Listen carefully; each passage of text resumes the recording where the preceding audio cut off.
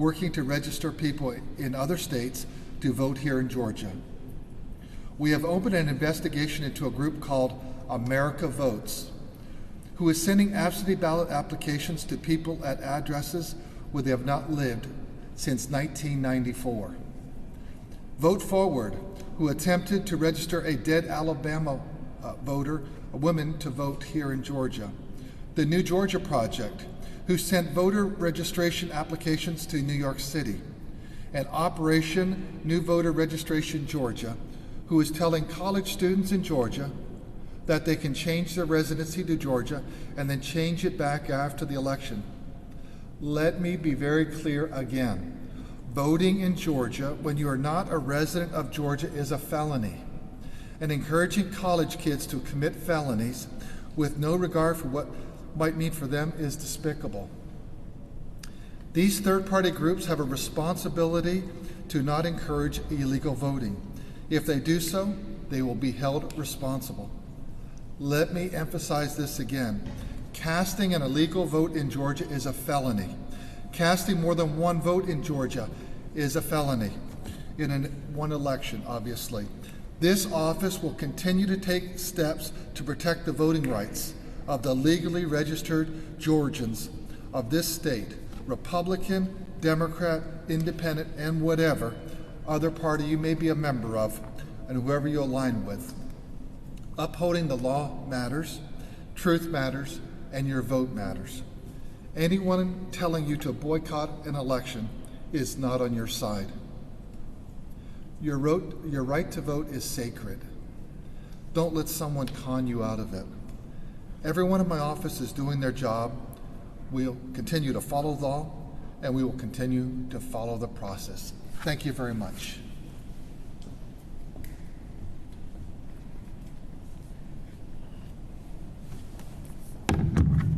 Hi guys, glad to be back out of COVID quarantine and see all y'all in person again.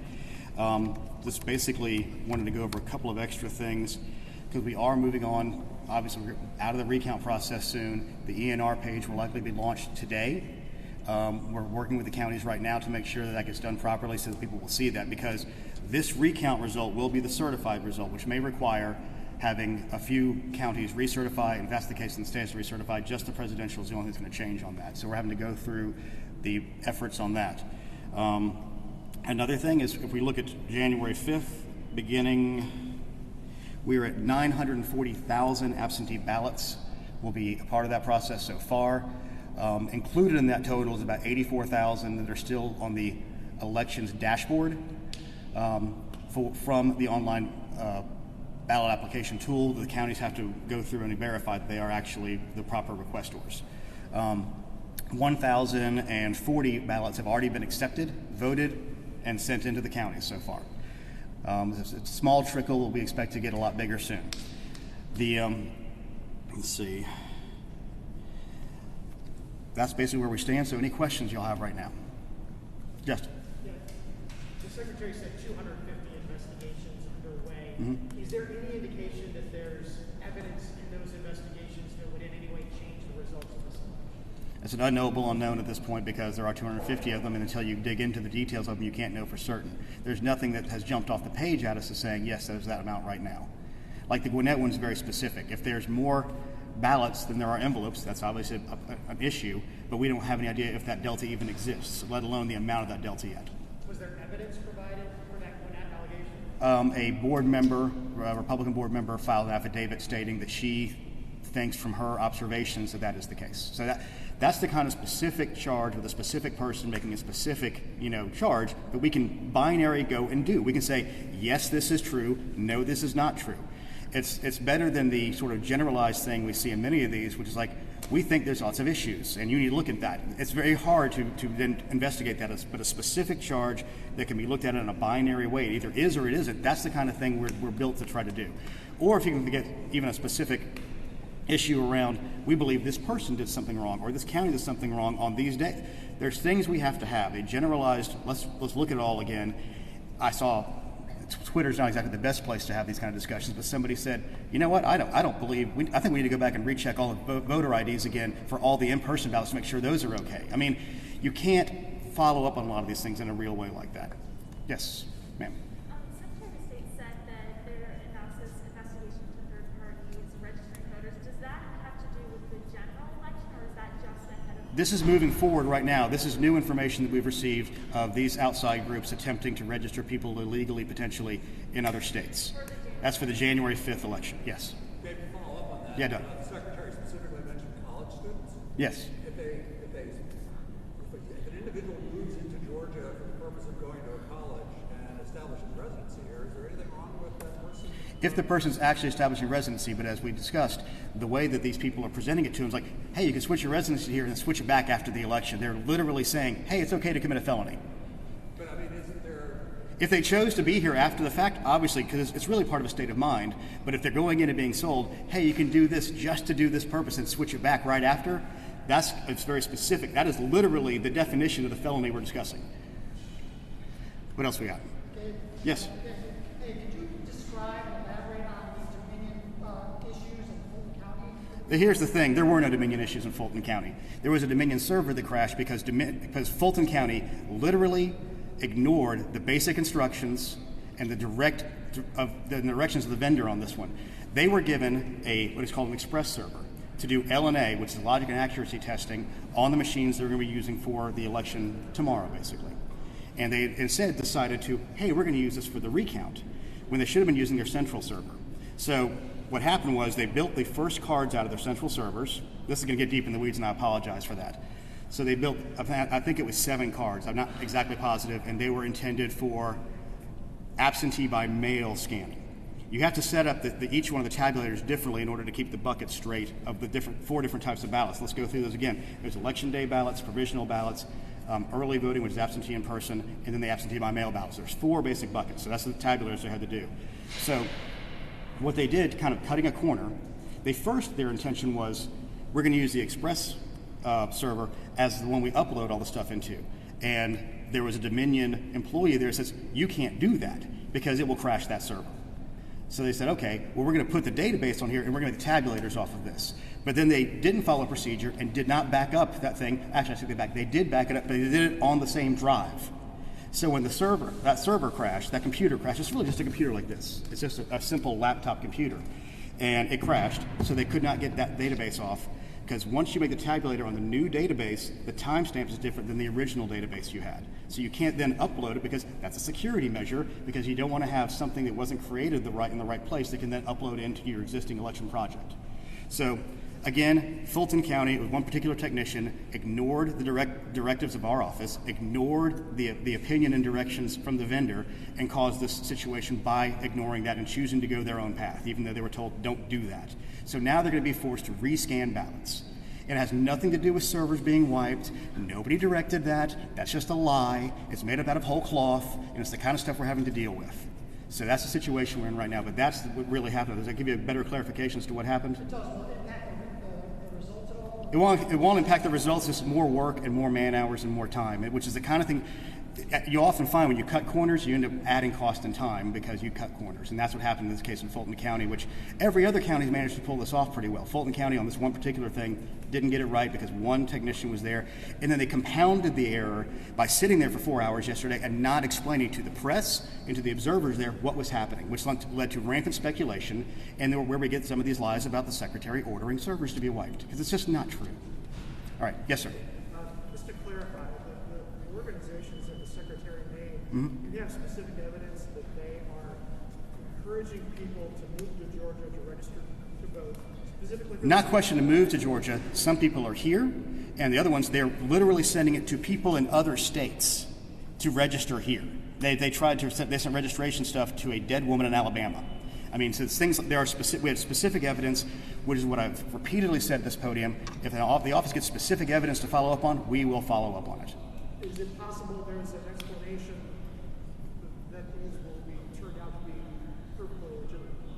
Or have you seen evidence that these I'm going to assume they're all going to say it's perfectly legitimate. It was an accident, but that's why you investigate. You got to see what the underlying thing was. And the specific one where they're saying, hey, you can switch your registration back, that shows intent, which is a little bit different, a little higher standard. Are all of them doing that? I do not know the answer to that question, but that's why you investigate. Yes, ma'am. Obviously, you mentioned Fulton's having issues, but other counties are doing well. Do you anticipate it all being done by Wednesday?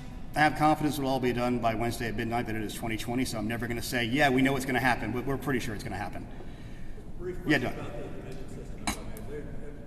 President Trump and his supporters have attacked Dominion a lot over the last few days. And the Secretary of State's office obviously made a decision with the publicity of the legislature to choose Dominion. Could you talk about how defensible it is to abuse that system, given the sort of vulnerabilities that all computers have with regard to the kind of things that these folks want? Here's the reality. Again, there are people who are upset with the outcome of an election. Dominion, let's start with the full timeline again. In 2019, the legislature passed a bill that required BMDs, a ballot marking device, to be the machine of choice for the state, regardless of vendor. I think the day after the legislature passed it, after both houses passed it, we released an RFP that the office has been working on essentially since before the secretary was sworn in. That RFP process followed the Georgia procurement law, and we worked in coordination with the Department of Administrative Services. There were 3 bidders. There were potentially 4. One bidder, Hart InterCivic, missed the deadline by, I don't know, they had uploaded stuff, they didn't hit the final upload, so they were cut off out of the gate. Then you had ES&S, which was the incumbent vendor who had taken over the old Diebold machines. You had Dominion, and then you had another one called Smartmatic that partnered with another company that's name escapes me now because it's been over a year ago.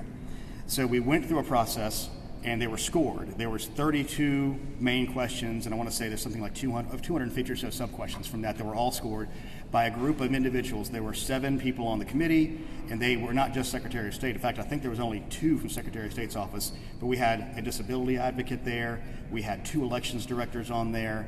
We had, a security expert from the Georgia Technology Authority.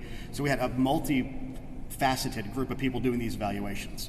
So all 3 people did their written bids, then all 3 of them came in and did in-person demonstrations.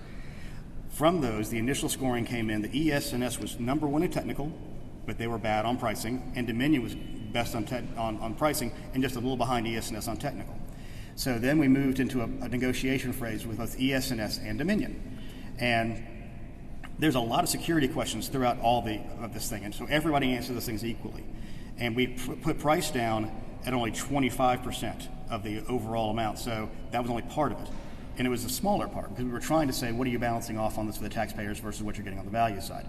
So at the end of the day, they had their initial bids, and all of this is available on the Department of Administrative Services website. It's all public and transparent. You can see the initial bids. You can see the contract. It's all there in black and white. It has been there since we signed the contract, which was in the summer of 2019. So Dominion, both ES&S and Dominion lowered their prices a lot. So we did a good job protecting the taxpayers on that front. But Dominion still came out ahead. So Dominion, following our procurement law, was the one that was chosen. And if you remember at the time, there was a lot of, some of these same people who are complaining now are complaining that, the bid is being rigged for ES&S because there are people who Kemp knew who used to do that, even though Kemp's office had 0 to do with this. None. 0. Nada. Zilch.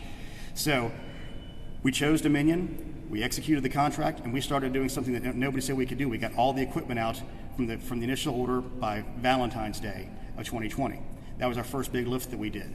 So we got those out the door, and the Dominion system, anything with a computer has quote-unquote vulnerabilities. The ridiculous things claimed in some of these lawsuits are just that. They're insanity. It's fever dream, made up, internet cabal. I can't, however many words I can use to say how crazy some of these things are.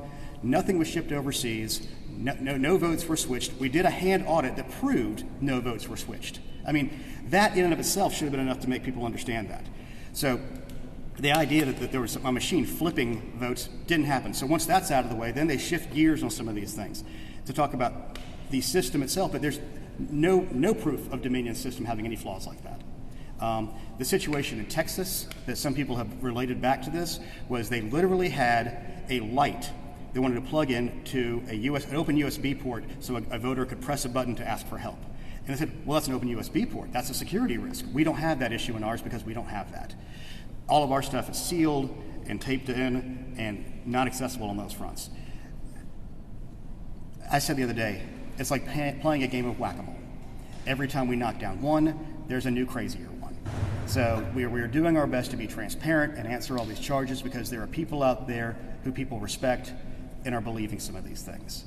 And it's difficult and it's frustrating, and I'm sure y'all can see that from my own tone of voice on this. But Doug, does that kind of get you to the answer? You gave a good answer to a question I don't think I asked. You did, but you said Dominion security, which I went right into. Just briefly, you said that all computer systems have, or arguably have vulnerabilities.